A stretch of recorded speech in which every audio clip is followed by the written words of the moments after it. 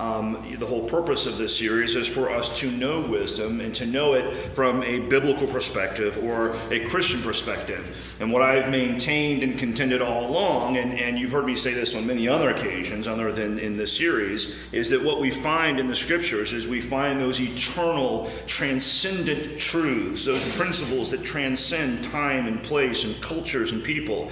They are truths that are eternally true, that they never waver in that sense. And so for our perspective, from God's perspective, from the Christian perspective, what we believe in as wisdom is a knowledge of the truth and what to do with that truth in a way that transcends particular times or places or particular circumstances. And so I even gave you at the beginning of the series, I gave you a definition of wisdom that we can sort of work with. And that definition was knowing, having deep insights on what to do with the knowledge that we have. Okay, so in other words, wisdom is not exactly the same as knowledge. It is something different than knowledge. It is knowing what to do with the knowledge you have. And the example I've given you is a person who's highly educated or has a lot of knowledge but no wisdom. It's like the person who knows the price of everything but the value of nothing.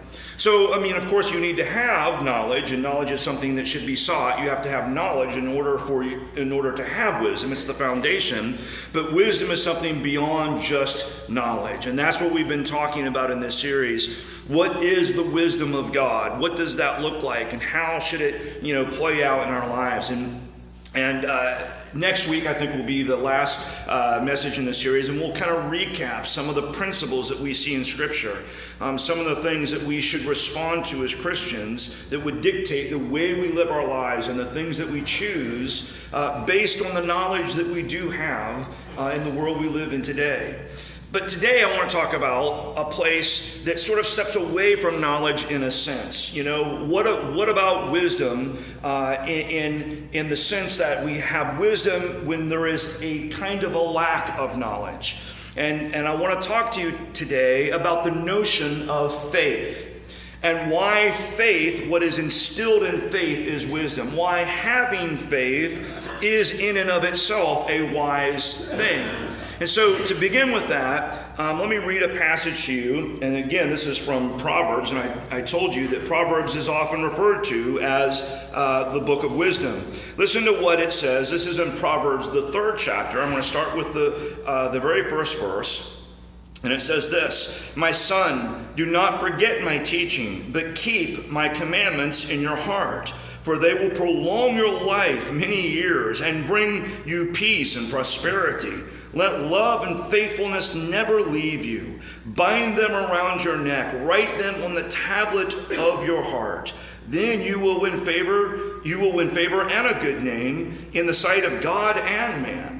And so this part, that opening part, those first several verses, indicate what I've said to you all along in this series, that there is this sense in which there are principles that we live by. And that the wisdom of living by those principles, it is those very principles that will protect us, that will give us a kind of prosperity and a kind of peace and a kind of joy that can't be taken away from us as we live out those principles. And when you live in disobedience to those principles, it doesn't matter what name you call on. If you live in disobedience to those principles, you will suffer the consequences of living according to that which is false. Whenever you live according to things that are false rather than true, you will face the consequences of that, no matter what you call yourself, no matter whose name you call on. So you cannot say, well, I'm a Christian, and then denounce or not live according to the very principles that Christ has given you to live by, and then say I'm a Christian and wonder why things don't go your way when you don't live by the very principles you've been given to live by.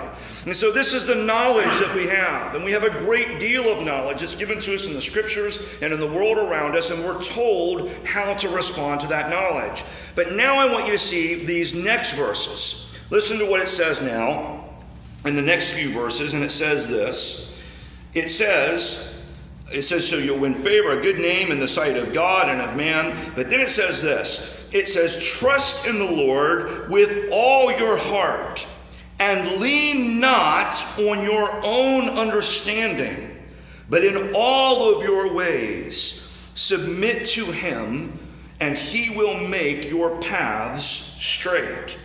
So the interesting thing about this passage here is he's saying, okay, now I don't want you to lean into your own understanding. Now let me just first make clear what is being said there, what is being said.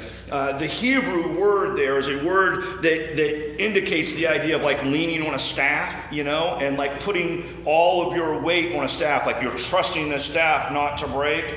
And the indication there is it would be, probably even a better translation would be to say, do not lean into your own understanding exclusively.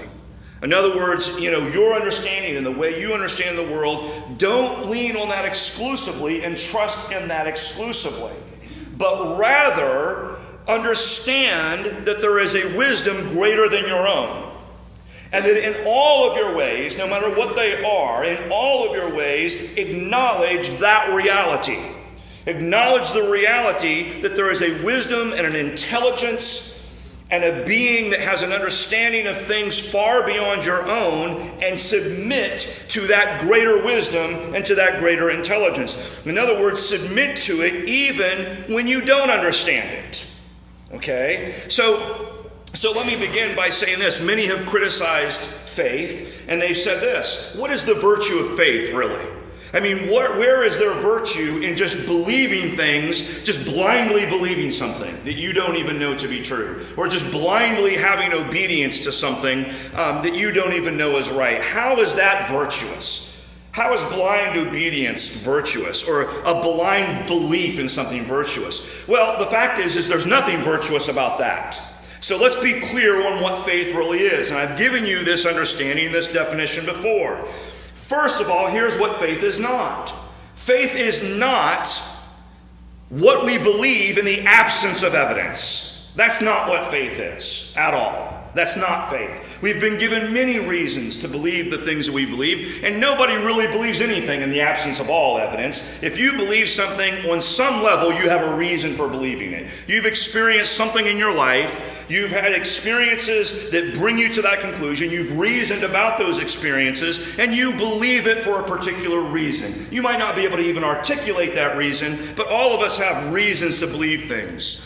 And God does not ask us to believe things in the absence of all evidence. Indeed, you even see Jesus, when he was walking the earth, saying to people, look, if you won't believe me, then believe the miracles. I'm giving you a reason here. Who do you know can raise people from the dead? Look at these miracles I've performed.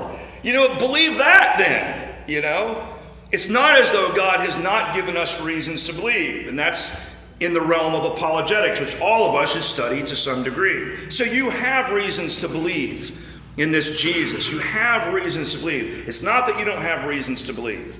Okay? Here's what faith is. Faith is what you believe in enough to live for. Faith is what you believe in enough that you will change your life for it. You will live according to it. So let me give you an example. In any room filled with people, as a matter of fact, I could probably do this experiment right here in this room. How many of you truly believe that if you ate a really good top-notch diet, a diet, fruits and vegetables and whatnot, and you even looked up online, if you ate a really, really good diet and you never overate, and then also you had an exercise program where you exercised regularly, how many of you in this room believe that if you did that diligently, you had a good diet that you stuck to all the time, a good, healthy, nutritious diet, and you exercised regularly? How many of you in this room believe that you would feel better and it would be worth it to do that exercise and to eat that diet? How many of you believe that? Raise your hand if you believe that. Okay, now let me ask you the next question. How many of you do it? Now we're beginning to see the difference between belief and faith. Okay, we can believe things and not be willing to change our lives for them.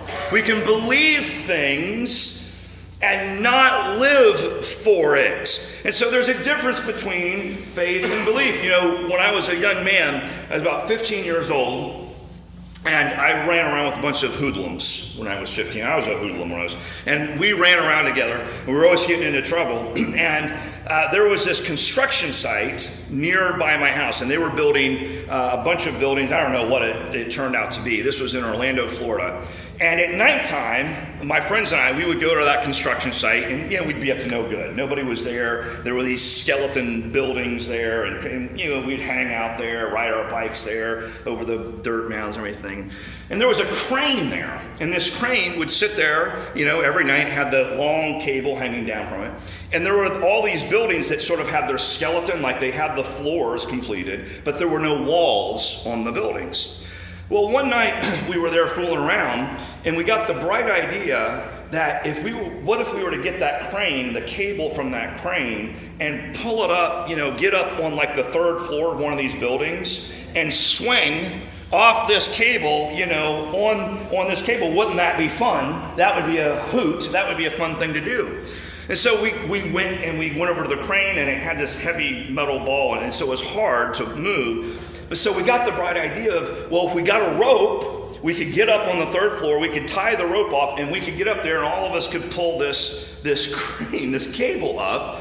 And so we did. We went and we got ourselves a rope, and we tied it to this crane cable, and it was pretty close to a building, and we pulled this crane cable up to, it was on the third floor is where we got it to. And so here was this, it was sitting here, we got it up there, and we pulled it onto the cement slab that we were standing on, and here we have this crane cable sitting here. And so there was the bright idea, hey, we could swing off this cable now. We could get on this cable, and we could swing from the third floor of this building, and wouldn't that be fun? So we get it up there, and we all said we could do it, We get it up there. Oddly, the conversation changed. I had a group of friends with me. There was about 5 of them. The conversation went from, we could do this, to, Kevin, we think you could do it. And I was just foolish enough and brave enough, and whatever you want to call it, to think, yeah, I think I can do it too, And so I get over to the edge, and it's sitting up there. It's pretty steep, and it's scary. But I get over there, and I have to lean over, because it's sitting here. I got to grab the cable, and so I get a hold of the cable, but then that ball is sitting there, and I can't move the ball. And so I tell them, okay, push the ball behind me, and I'm holding on to the cable, and they push this ball, this big steel ball, off the edge of the thing between my legs, and sure enough, boom, it takes me, man, and I hold on. I'm holding on for dear life, And I tell you that I believed and I had faith that I could hold on to that cable and just swing all the way through there. Now, here's the thing. It turns out that my faith that I could do that was misplaced. It turned out I couldn't do it. And I got down about all the way, just almost level to the ground. And as a physicist, I now understand that, there was also a centripetal force needed to keep me in that arc, not just gravity. And so when you get down to the bottom, I felt like I weighed about 1.5 times my actual weight, and I couldn't hold on anymore. And it forced me to let go right at the bottom of the arc. When I was flying through there, my feet hit the ground, I let go, I landed on the grass, and I tumbled and rolled for at least 20 feet. I'll never forget that. That hurt. Now, here's the thing. I really think that all of my friends believed that I could do it. I believed I could do it, but I was the only one that had to have faith that I could do it. And that's the difference. Now, as I said, my faith was misplaced, and faith can be misplaced. Just having faith in and of itself is not a virtue. That's true. It has to be a faith that is grounded in some sort of knowledge, some sort of understanding. But here's what I want to say about faith. There does come a place, and what the scriptures make clear, yes, it's not blind faith. It's not based on nothing. It's not a blind faith. But there does come a place when you're serving the creator of the universe, the creator of all things, a being whose intelligence is so vastly beyond yours that you can't really even imagine it. There comes a point at which that being says to you, I want you to trust me in things I understand, but that you don't understand. And so, yes, there will always be an element to faith that says there comes a point at which I will depart from my understanding.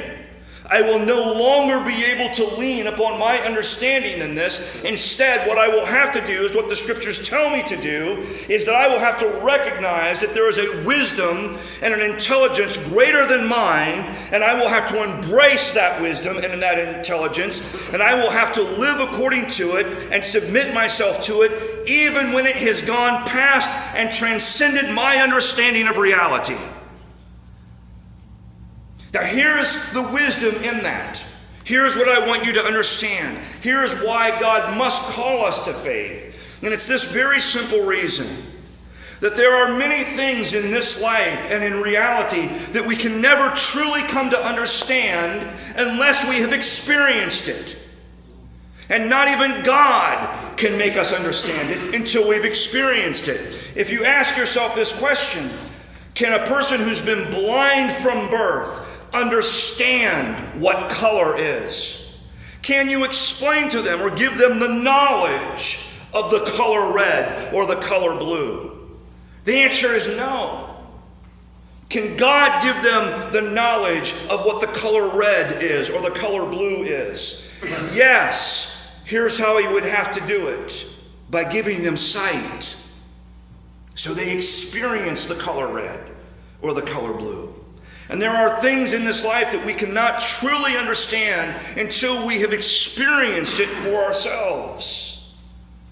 And so the thing is God, what He calls us to is He calls us to a life of obedience because He wants to lead us down the path that says, I want to give you the experiences you need so that you can come to a place of understanding of who I am and who you are and what I want from this relationship between us. And the reality is that if you're never willing to leave your comfort zone with respect to your knowledge, if you'll never trust in anything that you don't understand first, then you can never really have that kind of relationship with a God who understands more than you. Because you'll never trust in anything that you don't understand. And so if you will never allow God to show Himself to be faithful, how can even God reveal Himself to be faithful if you're unwilling to ever trust in Him? And so the reality is that yes, God calls us to a place where He says, I want you to trust in something that seems counterintuitive to you. And if we're honest, most of God's decrees sound a little counterintuitive to us. The idea of loving our enemies and turning the other cheek. And if someone steals from us our coat, we give them our cloak as well. Those things seem counterintuitive to us. Picking up your cross, the instrument of your very execution, and following me to the place of execution. Picking up your cross, that sounds counterintuitive. Why is that good? How does that help me, Lord? Why is that a good thing? And the response is simply this: where were you when I created the world? Where were you when I wove the very principles of life into the very fabric of reality? There are some things that I cannot teach you until you're willing to follow me in them. I can give you many reasons to believe. I can give you many reasons to trust that you can understand as a starting point. But then there will come a place at which you will simply have to say to me, Lord, I trust you. Lord, I will step out in faith. Lord, I will do this thing. I will live according to this principle, even though it seems scary, even though when it comes down to brass tacks, it seems like this won't help me in my life. It's wonderful to give it lip service on Sunday morning, but now when there's a decision that I have to make in my life, it seems like it would only result in my destruction to trust and love this person who is my enemy or to turn the other cheek. Or to be honest in this situation, it seems like a lie would be much more fruitful.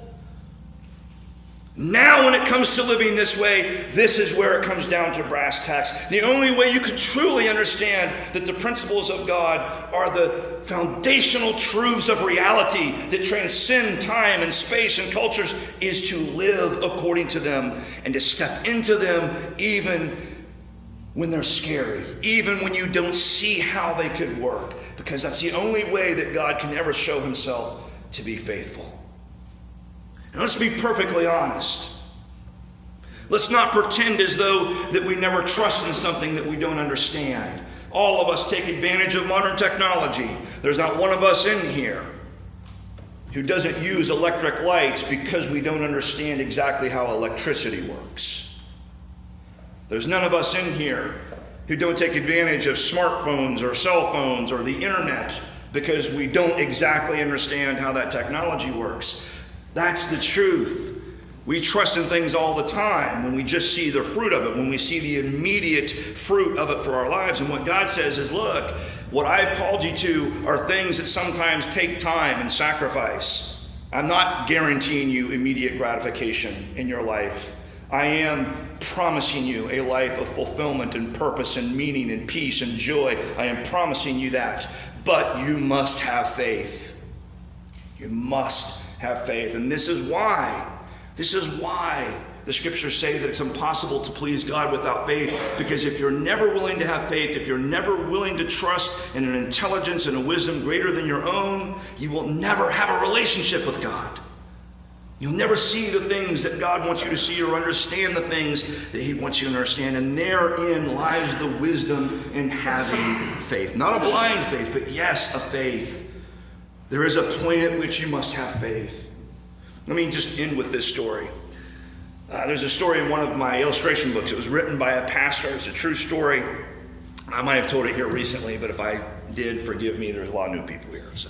But there's a story about this pastor who he lived somewhere up north, and they lived in a 2-story house, a wood frame house, and one night their house caught on fire, and there was a fire. They woke up in the middle of the night to their fire alarms going off, and there was already smoke in the house, and they ran out of the house, and he got his little girl, and he had another son, I believe, and they got out of the house, and as they got out of the house, in their sort of panic, he realized that his youngest boy wasn't with him, and there were already flames at the very place where they had run out of the house.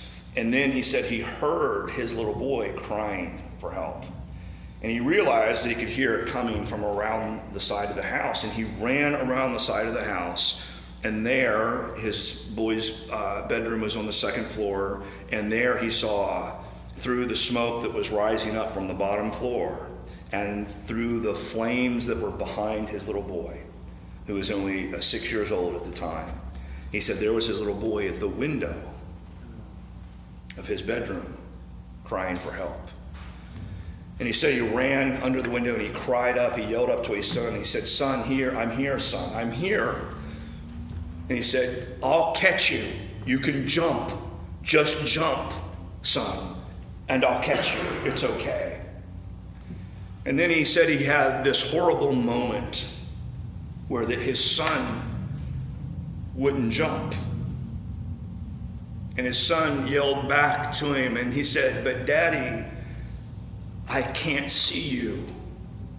And he realized that what was happening was as the smoke was billowing up from the bottom floor, and because of the light of the flames that were behind his son, that all his son could see as he looked out of his window in the middle of the night into the night sky with this smoke billowing up past his window, that all he could see was an inky blackness of smoke rising up that he could smell. And all he could hear was his father's voice saying, "Jump," but he would have to jump into this inky blackness, not being able to see his father on the ground below with his arms open. He wouldn't be able to do that. And it was terrifying to him. And this pastor said that in that moment he cried out, he yelled back to his son when his son said to him, he said, "Daddy, I can't see you, I'm afraid, I can't see you." He said the only thing that came to his mind, he cried back, he said, "But son, I can see you. Now jump." And with that, his son summoned the courage at the age of 6 to jump into the inky blackness of that smoke. And he jumped into his father's waiting arms, and his life was saved. Could I say to you that in the moments when life seems the scariest, when there's this inky black smoke, and we can't see God and we can't see the future, but we hear God's voice saying, "Jump, jump." And our natural response is to say, "But God, I can't see you." Could I ask you to listen to the voice of God saying to you, but my son, my daughter, I see you. And that's all that's necessary. Now jump. Could I say to you that that is the essence of faith? Hear the voice of God asking you to jump into the inky blackness, knowing that his voice is telling you, I see you and I'll catch you. Now jump. Could I admonish you to have the courage to jump in those times? Pray with me.